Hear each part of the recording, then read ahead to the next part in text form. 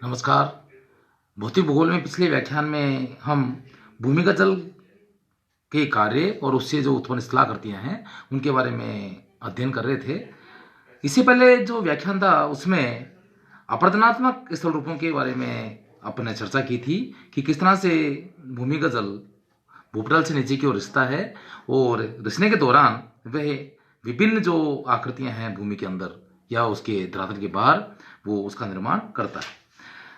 आज के जो व्याख्यान है इसमें हम लेंगे निक्षेपात्मक स्थल रूप। भूमिगत जल कंदराओं में अनेक विभिन्न आकार वाली निक्षेपात्मक आकृतियां विकसित होती है, जो कि भूमिगत जल जब ऊपर से नीचे की ओर यात्रा करता है तो उसके साथ में अपरदित पदार्थ भी साथ चलता है और वो कई जगहों पर उसका निक्षेप होता है और इससे अनेक प्रकार की विचित्र स्थलाकृतियों का निर्माण होता है। भूमिगत जल का वाष्पीकरण होने पर उसमें मिश्रित कार्बन डाइऑक्साइड गैस पृथक होने लगती है और कैल्शियम कार्बोनेट के निक्षेप गुफाओं के फर्श व छत पर एकत्रित होने लगते हैं। ये निक्षेप ट्रेबरटाइन कहलाते हैं। डेविस ने इन्हें ड्रिफ्टस्टॉल कहा है। प्रमुख निक्षेपात्मक स्थलाकृतियां जो इससे बनती हैं उसको हम एक एक करके उसका अध्ययन अपन करते हैं। पहला है आशुताश्म या स्टेलेक्टाइट। कंदरा की छत से रिसता हुआ जल धीरे धीरे टपकता रहता है। इस जल में अनेक पदार्थ घुले रहते हैं। अधिक ताप के कारण वाष्पीकरण होने पर जल सूखने लगता है तथा कंदरा की छत पर पदार्थों का निक्षेप होने लगता है। इस निक्षेप की आकृति पतले स्तंभ के रूप में होती है जो क्रमशः फर्श की ओर विकसित होते हैं। इन्हें आकाशीय स्तंभ भी कहा जाता है। यानी ये जो आकृति जो बनती है ये छत से नीचे की ओर या फर्श की ओर इसका विकास होता है। दूसरा है निश्चुताश्म या स्टेलेग्माइट। कंदरा की छत से टपकता हुआ जल फर्श पर क्रमशः एकत्रित होता रहता है। इससे फर्श पर भी स्तंभ जैसी आकृति बनने लगती है और धीरे धीरे छत की ओर ये जो आकृति है ये विकसित होती चली जाती है। इन्हें पातालीय स्तंभ भी कहा जाता है। तीसरा है गुहा स्तंभ। कभी कभी आशुताश्म और निश्चुताश्म एक दूसरे की ओर बढ़ते हुए मिल जाते हैं तब एक स्तंभ का निर्माण होता है। इसे गुहा स्तंभ भी कहा जाता है। कहने का मतलब ये कि जो छत से नीचे की ओर जिस स्तंभ का विकास हो रहा था और जिस स्तंभ का फर्श से छत की ओर विकास हो रहा था ये दोनों एक समय आकर आपस में मिल जाते हैं तो ये जो आकृति बनती है इसको गुहा स्तंभ कहा जाता है। चौथा है हेलिक्टाइट।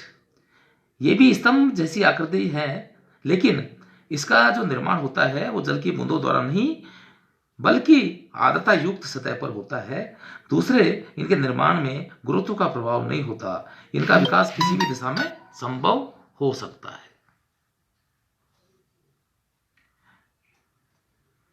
ये जो आकृतियां जो हमने पढ़ी हैं अभी अभी इसके बारे में जो चर्चा की है इन आकृतियों के अलावा भी जो भूमिगत जल के द्वारा जो निक्षेप होता है उससे कुछ गौण आकृतियां बनती हैं। गौण आकृतियों का निर्माण होता है जिसमें पहला है जियोड। शैल संधियों तथा व्यूरों में सिलिका के निक्षेप एकत्रित हो जाते हैं। इन्हें जियोड कहा जाता है। दूसरा है संग्रथन। किसी ठोस कण के चारों ओर पदार्थ एकत्रित होने लगते हैं।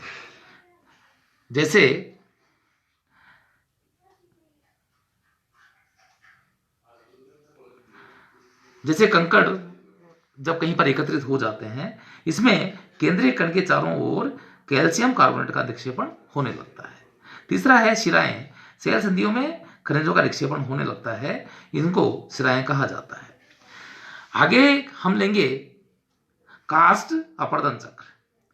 कास्ट प्रदेश में भूमिगत जल के द्वारा विकसित चक्र के अध्ययन पर विद्वानों ने भिन्न मत प्रकट किए हैं। सबसे पहले बोविन 1911 ने इस विषय पर विचार व्यक्त किए।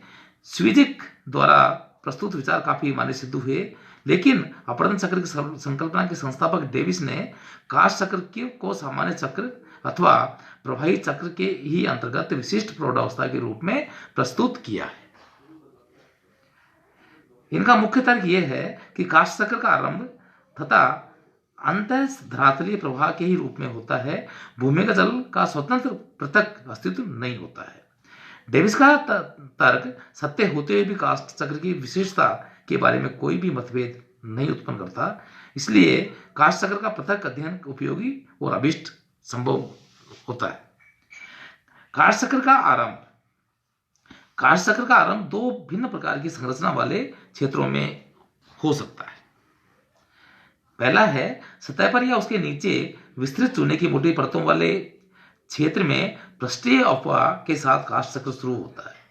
घुलन क्रिया द्वारा शीघ्र ही विलयन रंध्र और डोलाइन बन जाते हैं और संधियों के सहारे जल भूमिगत होने लगता है।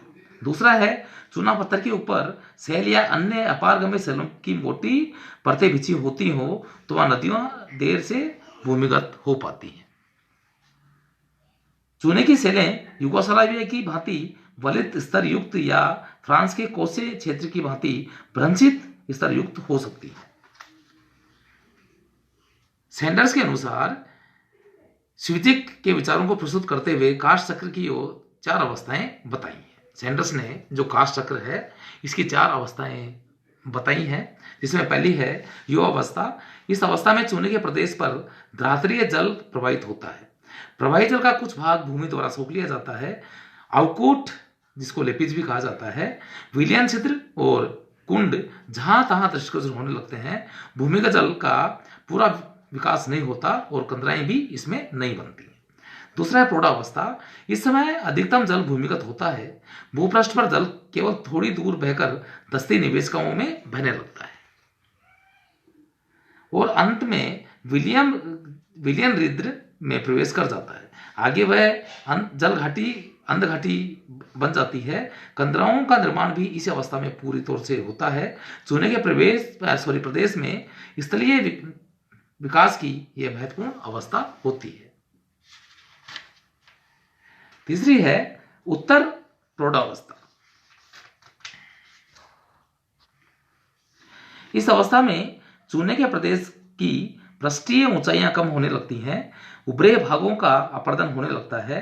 कंदरा कास्ट खिड़की और सकुंडों का निर्माण होता है। अधिक घुलन क्रिया से कंदराओं के स्थान पर भूमि धंस जाती है और चौरस बेसनों और राजकुंडों पोलजे का निर्माण होने लगता है। संप्राय मैदान की अवस्था प्राप्त करते हुए प्रदेश में यत्र तत्र चूर्णकूट या जिनको हंस कहा जाता है वो दृष्टिगोचर होने लगते हैं। अगली और अंतिम अवस्था है वृद्धावस्था। स्विजिक के मतानुसार इस अवस्था में भूपृष्ठीय ऊंचाइयां निम्नतम स्तर पर पहुंच जाती हैं। भूपृष्ठ पर धस्ती निवेशिकाएं और अंधी घाटियां समाप्त हो जाती हैं। प्रवाही जल पुनः भूपृष्ठ पर बहता हुआ दृष्टिगोचर होता है और जहां तहां केवल चूर्णकूट ही समतल सतह पर या पृष्ठ पर मिलते हैं।